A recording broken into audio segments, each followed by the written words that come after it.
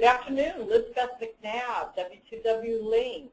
Welcome. I'm so glad to have a fantastic speaker with us today, Jeffery Tobias. And Jeffery and I met around fabulous groups like Women's Food Service and Network of Executive Women. And he has been on the board. He's been a leader within the Coca-Cola company for many years. During that time, he chose to go even bigger and deeper around diversity, around women's leadership, and grow by also doing research and being a book author. He's done a lot of excellence around sales execution, which we had a webinar and it's available on our site to go view, or today around women's leadership. And what I think is really compelling for us to listen to Jeffery today is what we all know, some of our best mentors are men, some of our best advocates are men. But we know that we need to be very situational while we're learning and insights, and what better way to do it than someone that really is himself emotionally intelligent and is going to bring us with him. And so we want to go over just briefly the logistics and then kick in with Jeffery.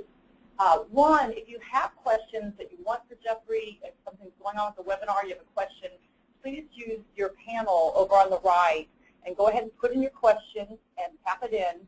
And I'm welcoming Holly with me today from W2W Link, and the two of us are looking at that, responding, and also we'll be reading those questions out during the last 15 minutes of today's webinar.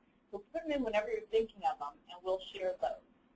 And then secondly, logistic-wise, we are taping the webinar. We will be sending you a thank you note with the webinar. Embedded in there is all the things that you're seeing if you want to read.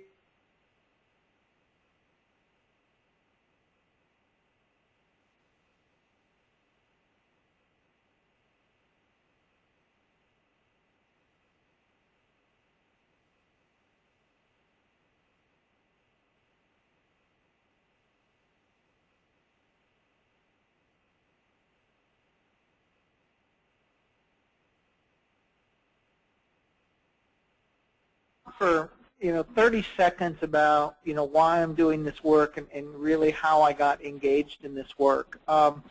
First and foremost, I'm a business person. I spent almost 15 years in line sales and sales management, and at my heart, I'm a sales guy and about growing more revenue. And about 15 years ago, I actually did a career transition and moved into sales training and diversity and leadership. And so for the last 15 years of my career, I've really worked on this convergence of, how do we drive more business results with diversity, and then more importantly, how do we drive operating profit? Because if you're going to engage with senior leaders, in a dialogue around diversity, and I've chosen to focus on women, what's the business case for that in terms of growing more business or saving more money? It can't just be an HR dialogue. It just can't be a nice-to-know strategy. And so about 10 years ago, I was actually invited in to do a special project with the Women's Forum of the Coca-Cola company. I was a project manager, and I was invited in to help them write a 3-year strategic plan. And this was really my first immersion into any type of women's leadership activities. But I would go on to chair and first member of the Coca-Cola Women's Forum. I chaired strategic planning for 6 years. I would go on to run 2 major women's conferences for them.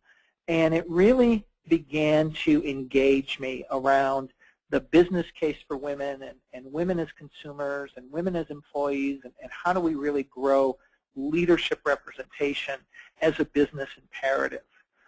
And then a couple years ago, as I'm constantly sitting in a room with women thinking about how to grow their careers, how to make them more powerful, it dawned on me that women talking to women can only drive the agenda so far. So how are you going to go out and engage men who, quite frankly, are still in charge? But more importantly, how are you going to engage men who are ready to help you on this journey? And so I came up with this idea for this organization around engaging male champions and, quite frankly, educating women as well in really understanding and unleashing the power of women in organizations. And so with that, I've developed a talk that you're about to see, and it's this notion of executive success what men aren't telling women. And this is kind of a peek under the tent, right? This is things that people aren't going to tell you in corporate America. It's, you know, what are men thinking? But in this age of political correctness, they would never tell you. And so I want to start with the 3 things that you will never hear men say about women in business today. Number 1 is, I don't understand why things need to change. Quite frankly, I'm in charge and I'm pretty happy with the way things are. So I don't get this whole women's thing. Number 2, even if I knew why things needed to change, I don't know what needs to change or how to change it, right? You'll never get them to admit it, but trust me, this is something men are thinking. And then finally, after the why, the what, the how, it's who do you want to drive change? Because quite frankly, at the end of the day, men just don't care about this women's leadership initiative. Most men don't care, but some men do care. And some companies do care. And so how do we go about changing the dialogue? How do we begin to engage male champions to help women be successful and complete this journey to whatever level of the organization they want to go to? And so my objectives today are to really arm you with facts and figures and data, so that you can go back and engage in a dialogue with your leadership team around the critical nature of women and answering these questions around why women today, what and how do we change things, and then finally, how do we find and engage male champions. And so this is a very fact-based research presentation you're about to see. The reason for that is men like facts. And so as you do your homework for this project or taking it back to your organization, I want you to think in terms of 3 things. 1 is understanding the business case for women today. Number 2, we're going to explore gender differences in leadership competencies. And then finally, we're going to create a roadmap for finding and engaging male champions. This leads us to our first polling question. And it's really around talent. And it talks about what is the percentage of new entries joining the workforce today that are women or minorities. So go ahead and vote on this, and please select one, 75%, 80%, or 85%. And we'll give you just a few seconds to go ahead and complete that.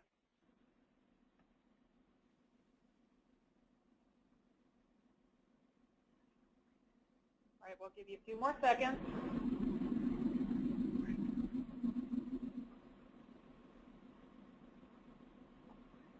All right, great. We're going to close the poll now.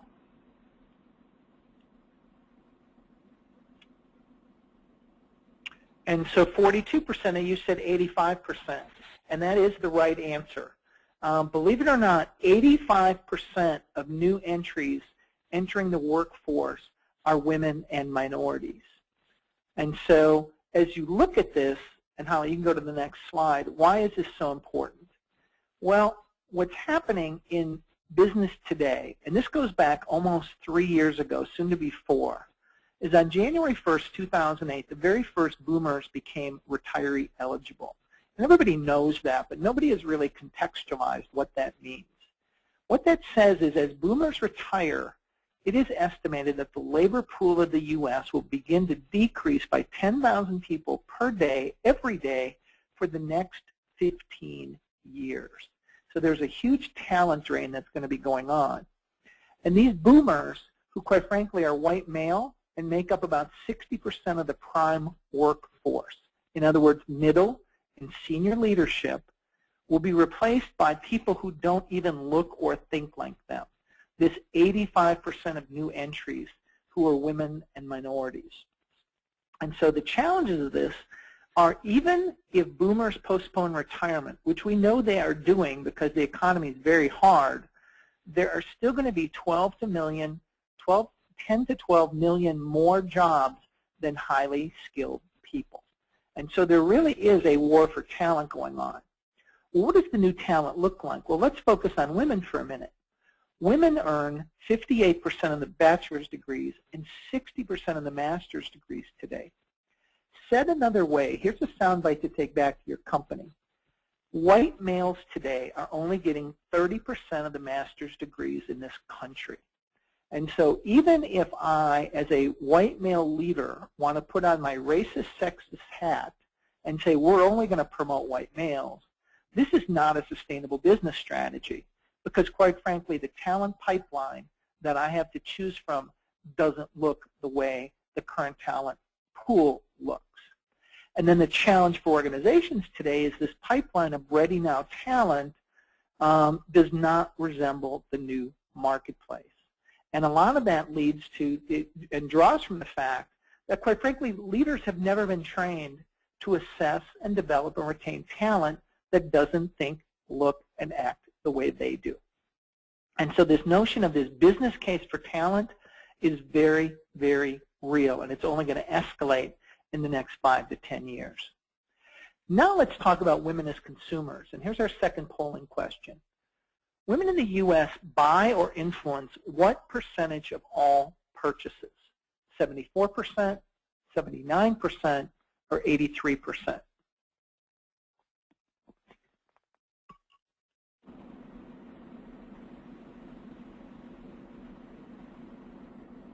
Great. We'll give you a few more seconds.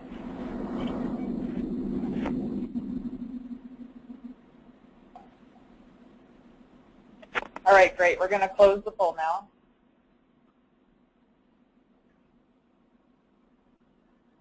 And you're right. 82% of you said 83%. And this is absolutely right. Women basically drive the entire economy of the United States. They spend 83% of all dollars in this country. And they spend them on a host of different items. And it doesn't really matter whether they buy or influence. They are really the drivers of the entire economy of the United States. You know, if you think about things like financial services or vacations or home furnishings or houses or even do-it-yourself projects, you know, think Home Depot and Lowe's at 80%, the numbers are overwhelming. And so how has your company articulated its business case for women as consumers? That's the driver of revenue. That's the business case. That's how we make more money. And on the next slide, you'll see 83% is, in fact, the right number, and it's actually increasing about a point a year and is planned to do so for the next foreseeable future. So we've talked about business as a revenue driver. We've talked about the war for talent. Now we want to talk about one more thing, and that is engagement. And engagement, for those of you who maybe don't do engagement surveys, engagement is a function of how productive your employees are. Organizations will do climate surveys or engagement surveys. It's typically 120 questions, and that's everything from safety and resources, etc. But the whole goal of this is to reach 80%. Said another way, in an 8-hour day, and nobody works an 8-hour day anymore, but in an 8-hour day, how do I get 6.4 good hours of work out of you? Well, sadly, most companies are in the 40 to 50% range. What does that look like? That says I'm paying you for 8 hours of work, and you're only giving me 4 hours of work. What does disengagement look like? Well, you know, it looks like, you know, I don't have the tools needed to do my job, or, you know, I have to multitask, or I have to pick children up, or I have to take care of elderly parents. And so this notion of flex time, you know, is no longer a nice thing to do. It is, at the end of the day, all about how do I get more work out of you. And what's fascinating is now research shows that women in high-performing companies are typically more engaged than men. And so women are actually your best employee. Women equal higher engagement, which equals more productivity, which equals operating effectiveness, which drops immediately to your bottom line, so greater operating profit. So as we step back and summarize these key points, you know, revenue growth, women buy over 80% of all products. The war for talent, over 80% of new entries are women or minorities. And then finally, in high-performing companies, engagement goals are 80%. And companies that have strong women's programs, typically women are the most highly engaged workers. So the business case has never been more solid. So that answers this whole question of why is this important, and how do you engage senior leaders in this dialogue? Now let's step back and answer this question of what and how needs to change. And so we're going to frame this in very much of a business context around leadership competencies or leadership behaviors and how gender plays itself out in these areas. This brings us to our next polling question. It's actually a series of 3 questions that we want you to answer. So, men or women, who is better at networking? Answer this question. Who is better at networking, men or women? All right, we'll give you a few more seconds for this one.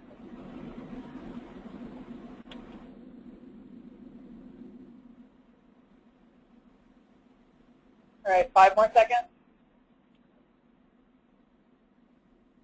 Okay, I'm going to close the poll. 52% men, 48% women. Okay, let's go to our next polling question. Who is better at problem solving, men or women?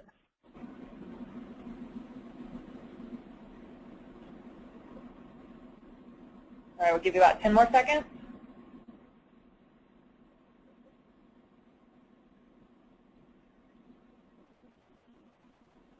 All right, I'm going to close this poll. 78% of women, or 78% said women, and 22% said men. I'd love to know the representation of our people on the webinar to see if it's highly female skewed. Given the topic, I'm thinking that it is. Okay, and then let's go to our last one.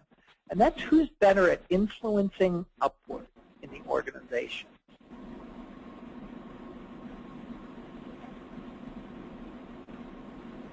All right, we'll give about 10 more seconds. All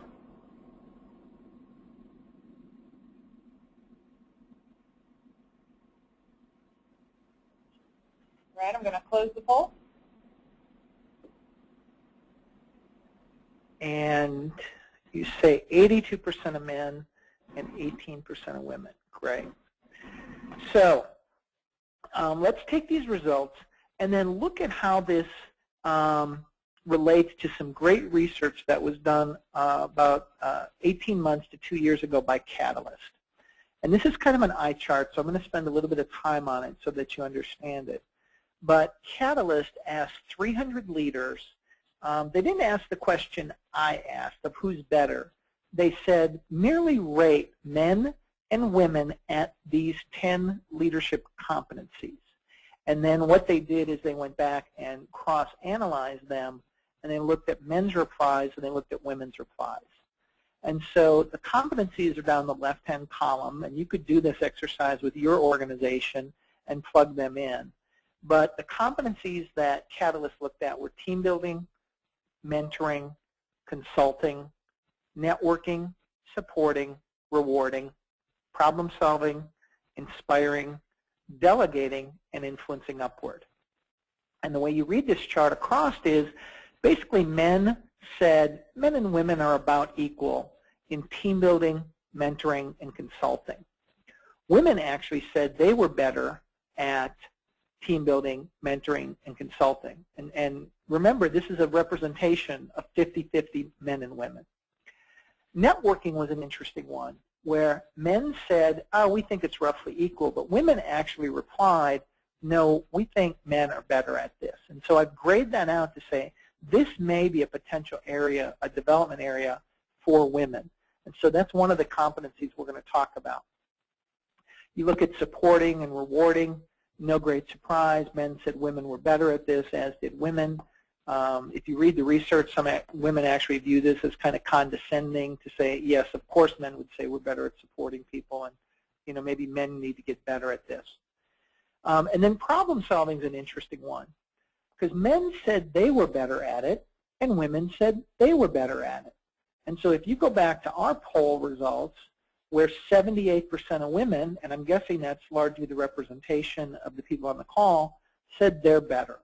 And so we're going to explore this area as well, as I think this may be an area of possible bias for men in understanding how women solve problems. And so that's one of the other areas we're going to talk about. Inspiring, men said they did it better, women said they did it better. We're not going to talk about that today. Delegating, men said they did it better, and quite frankly, women said they thought men did it better. So that could be a development area for women. But then this last one, when you think about within 1 or 2 levels of the C-suite, influencing upward is such a critical skill. And men said they thought they did it better, and women acknowledged that men do it better as well. And so that is potentially a development area for women. And so we're going to choose to focus to take a deep dive today on these 3 competencies called networking, problem solving, and influencing upward. So go ahead and advance the slide, please, Holly. So if we look at networking, and this is one where 52% said men did it better and 48% said women did it better, and that was of our online poll via the webinar. And that's very similar and close to what the men said, that they thought they were about comparable, but in the Catalyst research, women actually said men were better, which matches our results. And it gets to reading the Catalyst definition, which is this notion of developing and maintaining relationships with others who may provide information or support resources. And so that becomes a key crux of this. Women have networks that are significantly broader than men. Women are connected. Women's networks, based on the research you see, could be 3 to 4 times larger than men's networks. But the issue is they don't mindfully use their network to help them in business. And so do you mindfully know how to use your network? And this is one of the things that you will never hear men say. And what I like to do is tell a story with a bit of a business context, but it's also a personal story that I hope a lot of folks can relate to. And that is when, the new neighbors move in, and you walk down the cul-de-sac, and my wife Phyllis and I walk down, and we meet Dave and Marcia, and I shake hands with Dave, and Phyllis shakes hands with Marcia, and, we talk for 15 minutes, and then, I'll talk to Marcia briefly, and Phyllis will talk to Dave briefly, and we'll turn around and walk back home. And I'll immediately, because I work in women's leadership, I'll turn to my wife Phyllis and say, Phyllis, what does Marcia do for a living? And she'll say, I don't know, we didn't talk about that. And I'll look at her kind of incredulous and go, what do you mean you didn't talk about that? And she said, why, what did you guys talk about? And I said, I shake his hand and say, hi, Jeff Halter, I'm president of my own consulting company. And, Dave says, hi, I'm a VP of marketing for IBM. And we immediately start thinking about how we can help each other. Those are the first words out of our mouth. And her conversation has to do with, the neighborhood and finding daycare and, getting the kids to school and things like that. And it's a very different dialogue. And I believe that plays itself out at work as well. And that is this notion of men connect with one of the purposes, mindfully or subconsciously, being how can you help me and how can I help you? And this is something that women struggle with, that they would certainly not want to betray the trust of their network. Well, it's something that men do. And so that's where I would encourage you to think about how do you mindfully use your network to provide information, garner support before the big meeting, before the big customer presentation. How are you mindfully using your network? And quite frankly, how are you using social media, things like Women-to-Women Link, to expand and utilize your network for business results?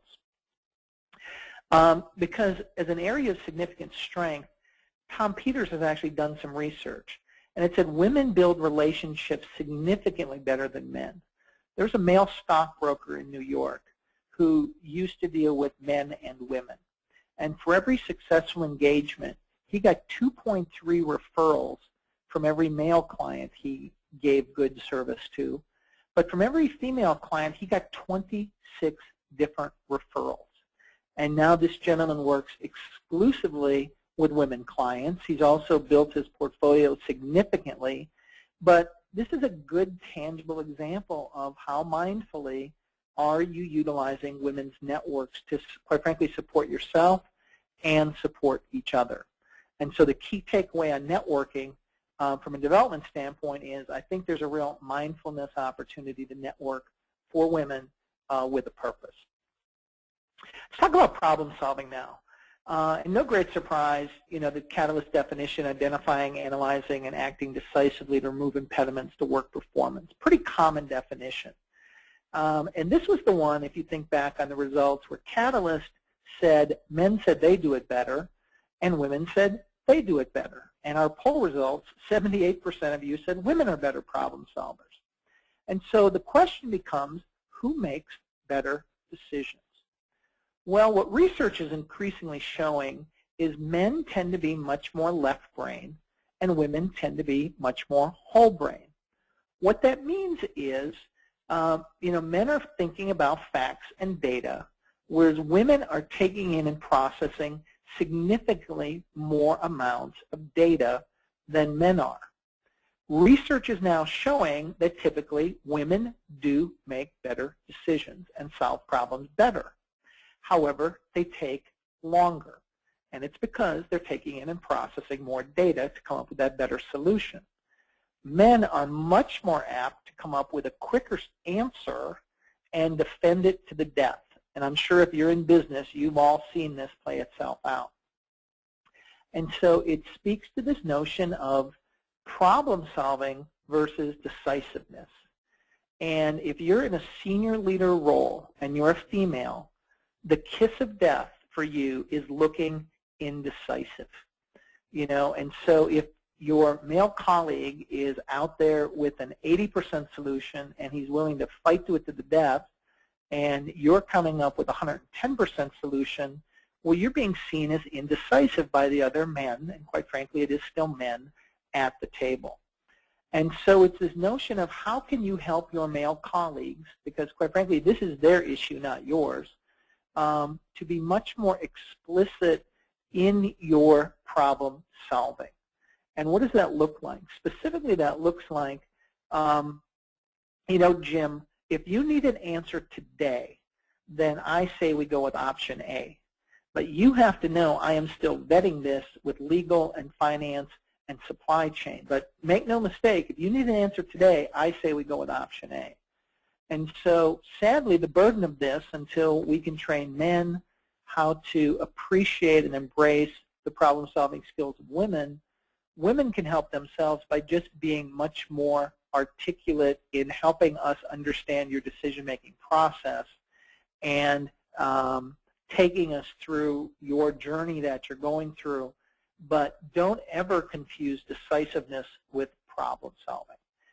Because that's a big one, I think, that typically hurts women, particularly when they're the only woman in the room, is you just don't want to be labeled as indecisive. So let's take a look at our next one, which is influencing upward. And this was interesting because both men and women said men do this better. And whether you want to call this politics or you want to call it managing upward or whatever you want to call it, I think this is a real development opportunity. I spent the last 10 years working in leadership development. And what I've come up with is I think it's a combination of two things. I think one is it's a skill, but then the second part is it's really an art. And so let's explore that for a minute. I think the foundation really is a number of elements. And this first one is really shocking, and it goes back to this whole notion of executive success, what men aren't telling women. And this is really hard for most women, but I want you to try it just for a day. I want you to master the art of delegating and, quite frankly, doing nothing. What does that look like? That's going to free you and empower your team and drive decisions down so that you can actually step back and think about the business on a more strategic level and spend your time thinking about how you are managing upward. how are you controlling senior leadership? Because as an SVP or even a VP level, at least 50% of your job is managing upward to get resources, to talk about budgets, to talk about sales numbers, or anything else that's going on. So one of the big things of influencing upward is to find time to do it, and the best way to do that is to become a master of delegation.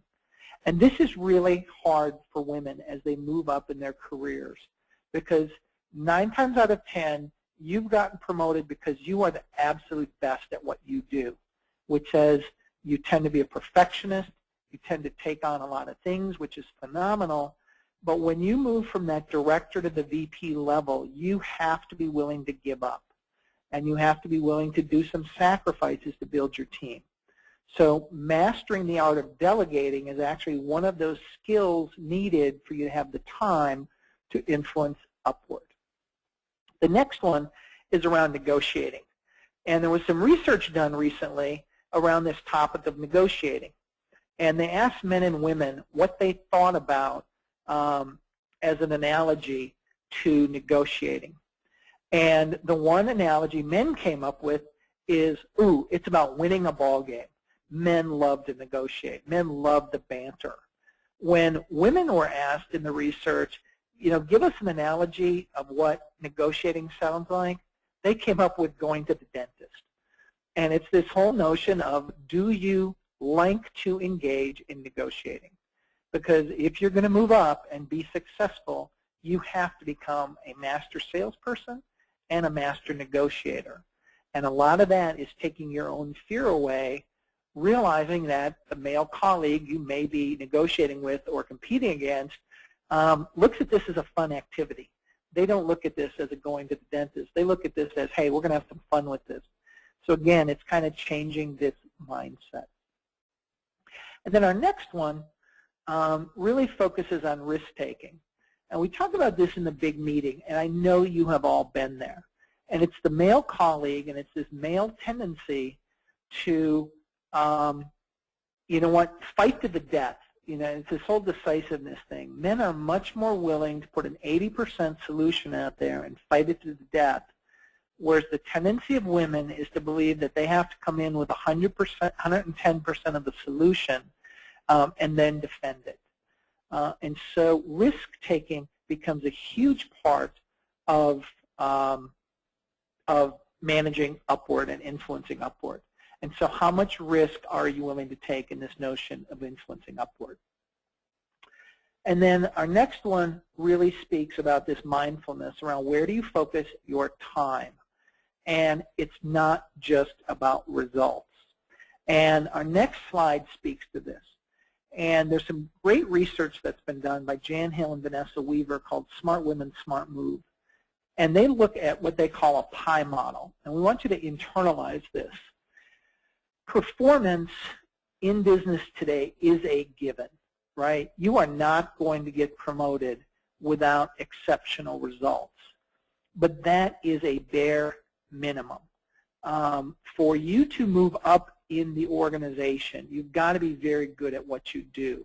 But then where a lot of women fall short is in the I and the E, and so we'll talk about those. The I is your image, your reputation. And the best way to think about this is if you were to ask a colleague, what are 3 words that leadership would use to describe me? Are those positives or are those negatives? Are you the go-to girl? Are you the strategic thinker? Are you the closer? What are 3 adjectives that describe you and your image? And you'll hear a lot of talk about having your elevator speech. Well, if you were to describe yourself in 3 words, what are they? And then more importantly, how do you let senior leadership know that? Because that leads to the next one, which is exposure. Do people actually know who you are in organizations? Performance is a given, and if I'm a senior leader looking at my organization, and I've got 30 people, well, you know what, performance is a given. So I find 10% of these, I find 10 of these people that I deem are highly promotable. Well, what do I really know about them? What's their image? And then secondly, do they know who I am? And what is my exposure factor? Does senior leadership, in fact, know who I am? Do leaders 2 or 3 levels above where you're working today know who you are? And so this looks like 3 things. One is this notion of mentors, advocates, and sponsors. And there's a great Harvard Business Review article that came out in December of 2010 that talked about the difference between these 3. There's a lot of talk that's been done around gathering mentors. And everyone always thought that that was kind of the holy grail. Well, new research is showing that you need multiple mentors. And mentors are nothing more than subject matter experts who can help you with a specific area of the business for you to get expertise. Advocates are people who will go to bat for you. They will raise your name up in a meeting. They will say, I think we need to think about Sarah for this promotion, or I think we need to think about Becky for this rotational assignment. But then the big one is sponsors. And Harvard describes sponsors as someone who is willing to put their career on the line for you. And so if you think about that, that's a much higher relationship than either a mentor or an advocate. Harvard would tell you that sponsors are organically grown. I would tell you it comes through significant exposure and getting to know the business, and then beginning to make connections and really finding people who are willing to support and sponsor you in the organization. And that, quite frankly, comes from visibility to executive leaders and visibility to other roles and other networks. So as we kind of wrap up this last competency, it's bringing it all together, right? It's getting coaching. It's getting honest feedback around your strengths and your areas of development. It's learning to delegate. It's building your team on the way up. It's mentoring, and then it's really leveraging focused networking. And so as you kind of summarize this last really big competency, that's a tough one.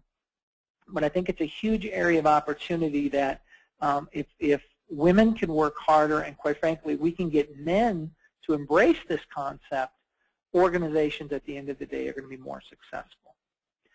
So now let's answer this last question around who's going to drive change, and this notion of, do men really care about supporting women's leadership initiatives?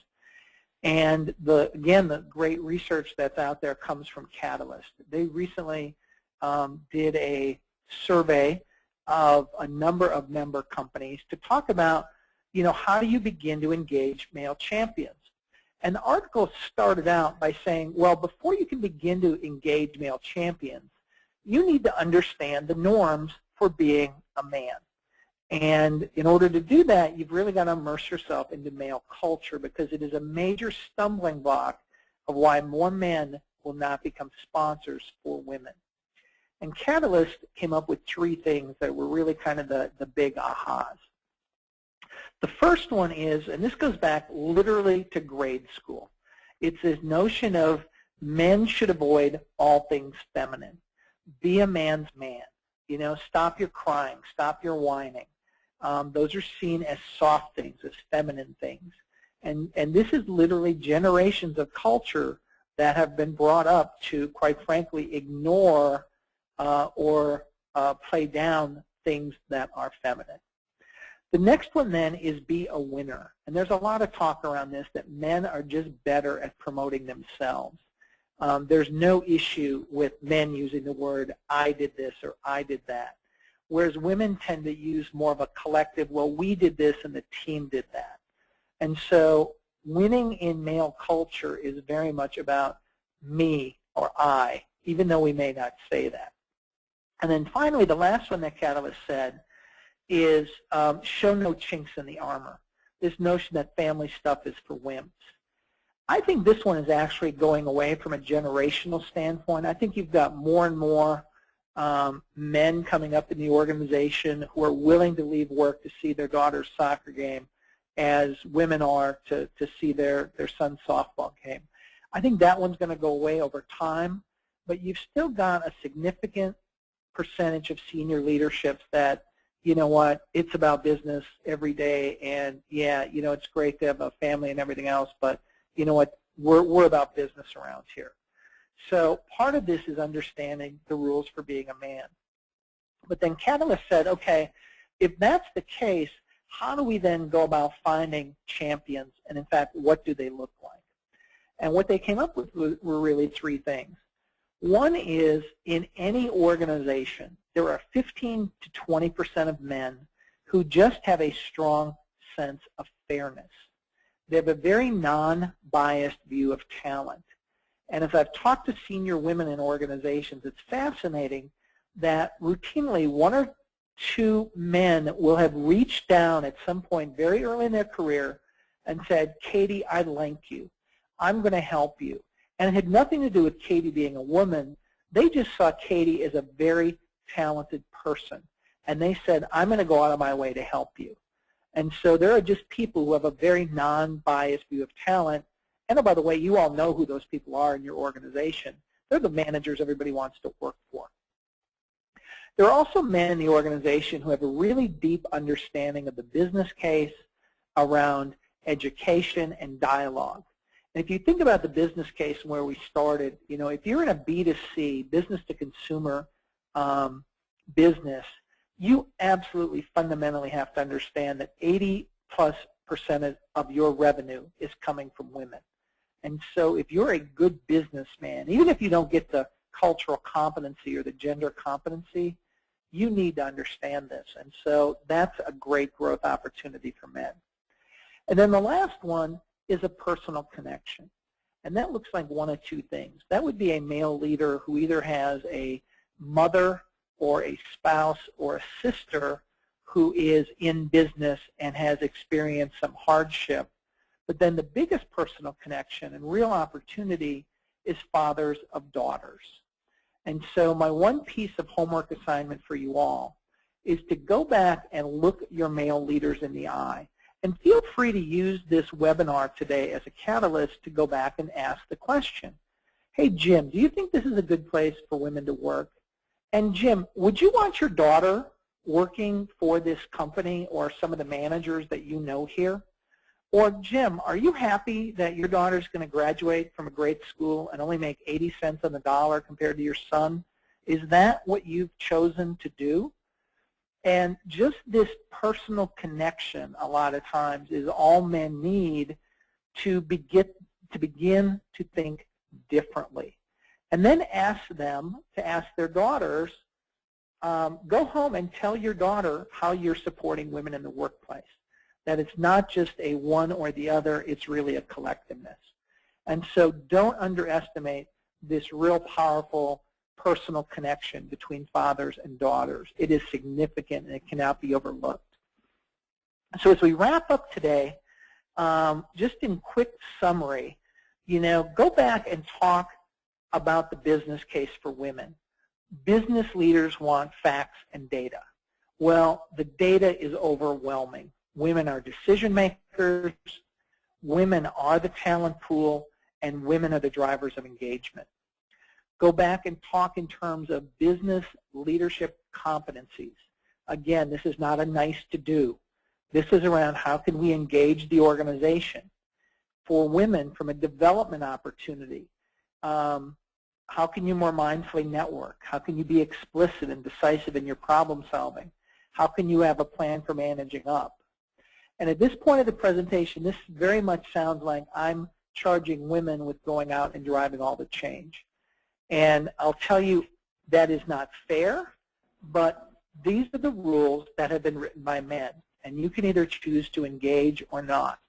The higher you go in the organization, the more you're going to be able to affect change. And I would be the last person in the world to advocate that you should have to do anything that I've recommended, quite frankly, to get ahead in the organization.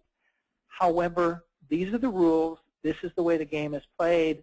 And if you choose to do that, then these may be development opportunities for you to go out and just be more successful. And then finally, we talked about how do you find and engage male champions and what are the criteria for them. And so go out and use this webinar as a way to go out and talk to your senior leaders in your organization. We've got about 15 minutes left, and I'm going to turn this back to Holly and Elizabeth because they've been gathering questions throughout the presentation, and I think we're going to review some of those. So I'll kick it back to you guys. You bet. Go ahead and write questions in now. We've got some that have come in, and then we're going to take a couple minutes as transition. I'm going to show you a couple areas of W2W Link site. That is, we do events in 8 cities and get asked questions through emails from our members. They ask, how do you do this? So looking at the W2W Link site, I just want to let you know that I'm going to take us into network circles where you often are filling in your profile and choosing to be in groups and how to do that. Look at the professional tracks and then how to update your account to join additional network circles or let us know anything new about you and your profile status. And in network circles,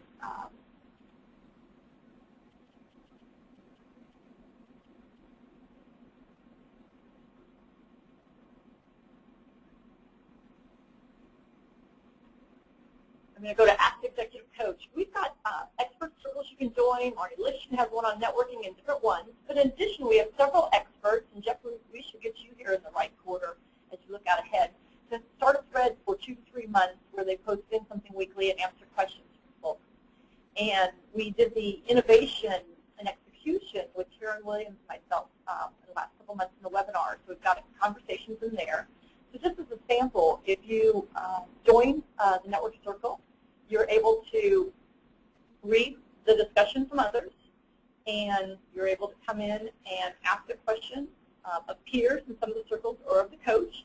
You can type that in. You can attach articles, PDF answers for others, and post that in. And when that happens, or somebody's posted in, you'll see in your iPhone or in your BlackBerry or on your PC an email, and you can get those each time. Emails that happens here each time they are posted. You could choose to just get once a day from the circle to different discussion threads, and you get about a paragraph. So it's a nice way so people are talking in there and to come in behind them. Secondly, professional tracks are an area that we have leadership, really sort of like one-day seminars, but in a digital form, so you can do it self-paced when you want. And when I think of Jeffrey's topic today, I think it's complementary with Denise Brule, who talked about mastering power politics at work. I think Jeffrey's given us great ideas around gender and sophisticated.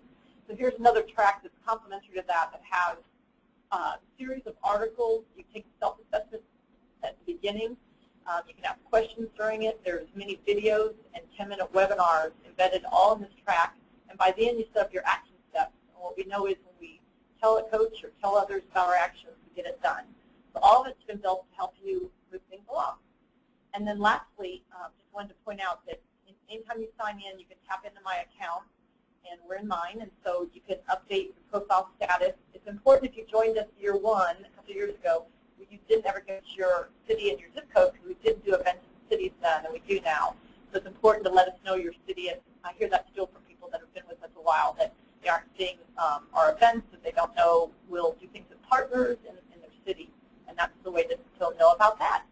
So with that, I'm going to have Holly and I start asking questions of Jeffrey. Holly, do you want to read one out? Sure. We have a question from Cynthia, and she asks, my company has changed executive leadership in the last year. The culture is trending towards the boys club. Any suggestions for how to work in that environment? Wow, that's a tough one. I would go back to, I don't know what kind of industry you're in, Cynthia, but, I think it's constantly going back to this business case, because that's what business leaders, regardless if they're men or women, want to hear. And it's this whole notion of, how are we growing revenue, or how are we increasing operating effectiveness, regardless if it's women, minorities, gay, lesbian employees, etc.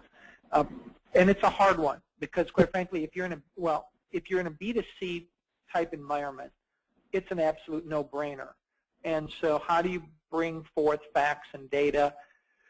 How do you grow your business, etc.? If you're in B2B, it's a little bit tougher, unless you've got a growing base of companies that are, women-owned businesses. Women-owned businesses are growing, at just an exponential rate in this country.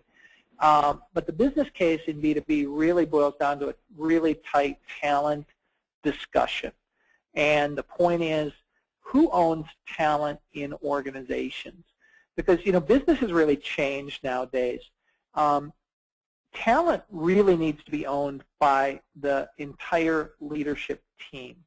And it goes back to these notions of asking, if you're at a senior enough level, are we going to be in business in 10 years? And, 9 times out of 10, I would hope senior leaders would say, yes, we're going to be in business in 10 years. Well, what does our succession planning look like, 2 to 3 to 5 to 10 years out? Because, oh, by the way, men are only getting 30% of the master's degrees, and if we're in a highly trained field, whether that's financial services or petrochemical or whatnot, there is a very, very real shortage of talent coming up. And don't confuse the massive unemployment rate that we have in this country with the talent shortage, because the really bright, talented people, the people who have the right skill set, you know what, they're going to get hired away, they're going to get poached away. And so what are your retention strategies? And so all I would encourage you to do is continue to go back and build your business case and talk to senior leaders about the future, about 2 to 5 years, around what does that look like and where are we going. And I think that'll be, partially successful. And then, hopefully some of the tips and techniques that I shared with you can maybe help you manage that on a more daily basis. Definitely. And Jeffrey, I'm going to come in behind on that one. In this question and several, I want to underline that we know a lot of you guys are in entrepreneur settings, and Jeffrey is fantastic with his ideas, both in a corporate setting, a small cap setting, and an entrepreneur setting. As I moved after 20 years of corporate into entrepreneur and posed some different thoughts with Jeffrey, he gave me great ideas. So, know that, when you talk about a boys club setting that could be in a corporate environment, that can often happen in a small cap environment. In both settings, Jeffrey talked through the call about different resources. It's a good time to go get ideas from Jeffrey today and go, join a business association or an industry association. Almost all now have a women's group or things that you can do if you're in a smaller city, ways to kind of come across. And Jeffrey should have a link as well, as he said. So and Elizabeth, let me build on that for just a second, because one of the most valuable things that I stumbled on in my career, and this was certainly not mindful, but when I told you that I became the chair of strategic planning for the Women's Forum, literally within a year, I met every senior woman at the Coca-Cola company, and they knew who I was. And so I'm a huge, huge advocate of joining networking associations or business associations. And quite frankly, if you're a small business owner who's female, go join the boys club and figure out what's going on with them in your industry. Because networking with men is going to be exponentially, potentially richer, because they're going to get to know who you are. As opposed to just, and oh, by the way, go to the women's organizations. Join every organization you can. I'm a huge believer in it. But, it's not just joining the women's organizations. It's really building your social capital outside the area you're really, really comfortable with. That's a good point. And for the small business owners, to your point, too, the capital is in the hands, very biased towards men. And oh, my gosh, yes. Take the point Jeffrey said, I'm taking risks. To your point of joining the business, club, getting the book, it is really important to do both. All right, we also have a question from Tasha, and she asks, what is the best way to connect with a senior manager 2 levels above your position when you haven't had personal interaction with the manager, but you have attended meetings with the manager? Yeah, this is an interesting one, and boy, oh boy, this really takes a lot of courage. Send them an invitation. Send them an invitation and meet them for 10 minutes. I have not found literally any senior leader who, if you write graciously and honestly, Mr. Taylor, I've worked in your organization for the last couple of years. and I really admire your career, and I would love to just get 15 minutes on your calendar to maybe talk about your thoughts on the industry, career strategies, potentially mistakes you've made. I have found this to just be, if you have the courage to do it, it is absolutely invaluable. And, oh, by the way, tell your immediate manager that you're going to do it so that they're not blindsided. But if it's done with genuine intent and not political intent, I have literally never found a senior leader who isn't willing to take 15 minutes with somebody in their organization and sit down and talk to them. And 9 times out of 10, it turns into a mentor relationship, a sponsor relationship. And if you don't feel comfortable sending an email, the next time you're at that company meeting or that social gathering, go up and ask them a question. Find out something personal. Number one, and I know this is something that women do as well as men, but first of all, get to know his secretary or his administrative assistant, project manager, and find out a couple personal things about him. Does his daughter go to Georgia Tech? And, does his son do this or whatnot? And kind of find that personal connection. And just, offer to buy him coffee because you'd love to spend 15 minutes with him and find out, wow, how did you become so successful in this organization? And I haven't found too many people who have turned you down for that. Great. Well, we have another question from a member of our community, and they ask, how would we adjust to a left brain boss to ensure they see our strengths in problem solving?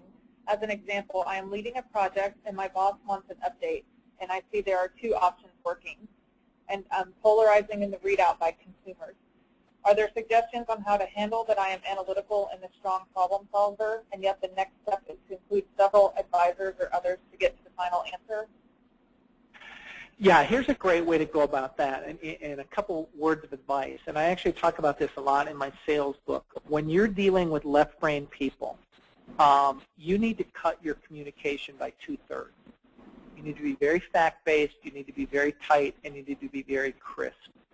So particularly if you're a woman dealing with a man, because and there's a lot of research on this, women communicate 3 times the number of words, the number of nonverbals. And so how do you be very short, precise, crisp? Have you practiced? But then a couple other things I would really encourage people that maybe they don't see on the way up. And it's the whole notion of the meeting before the meeting. And that is, how many people have you gone around and pre-sold on your idea?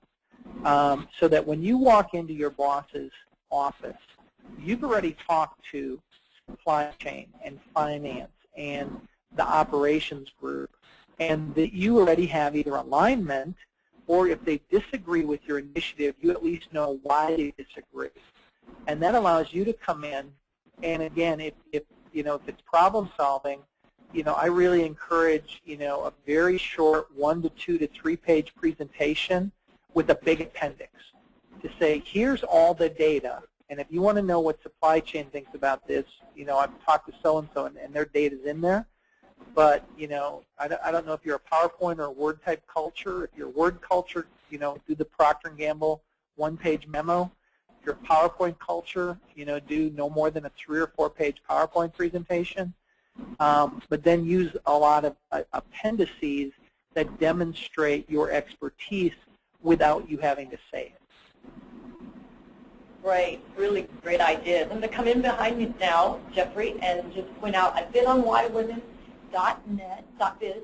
ywomen.biz, which is Jeffrey's website, is moving from Coca-Cola into the world of entrepreneur land and growing business speaking. You can get his book there for yourself, or give it to a mentee or a woman client or others around you to learn. And fabulous content on there as well.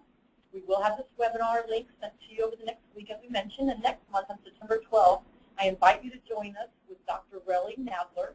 On the 12th, we're going to go to a little bit different time of day, 3 to 4 Central, 4 to 5 Eastern, and that's Leading with Emotional Intelligence, Tools for Top Performance. He's an author. You've seen in his book out there at Barnes & Noble and such on emotional intelligence, so it's a great thought leader like Jeffrey today. And then October 11th will be with Marcia Clark, and she's going to be helping us really leverage our situational selves. When we think about advice from Jeffrey and from others and men champions, I mean, often over the years we sometimes start synthesizing and feeling like we're starting to morph out of our comfort zone. We want to be successful, as Jeffrey tells us, do be situational, but sometimes it can feel like you are pushed yourself a little far. What Marcia's really done successfully with 10+ years of leadership labs is helping women to end up actualizing completely to the changes they make, to know that they own it and they're doing it for their desires, their results, and not for others. And I think that you can really take things we learned from Jeffrey today in that session and really power up this year and going into next. And there was a great USA Today article yesterday on how women are going to take us out of this economy.